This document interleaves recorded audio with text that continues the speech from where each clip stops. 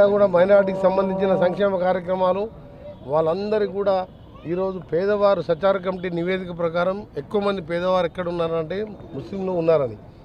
కానీ ఇవాళ కేంద్రంలో ఉన్న అధికార పార్టీ మాటలు చెప్పి ప్రతి పేదవాని అకౌంట్లో 15 లక్షలు ఇస్తాం, సంవత్సరానికి 2 కోట్ల ఉద్యోగాలు ఇస్తామని చెప్పి ఏమైనా 20-30 అని చెప్పి రాజకీయాలు చేస్తూ కులమతాలకు రెచ్చగొడుతూ చేస్తున్నాయి. కానీ కాంగ్రెస్ పార్టీ సెక్యులర్ పార్టీ, దేశంలో ఉన్న ఏకైక సెక్యులర్ పార్టీ ఏదంటే కాంగ్రెస్ పార్టీ.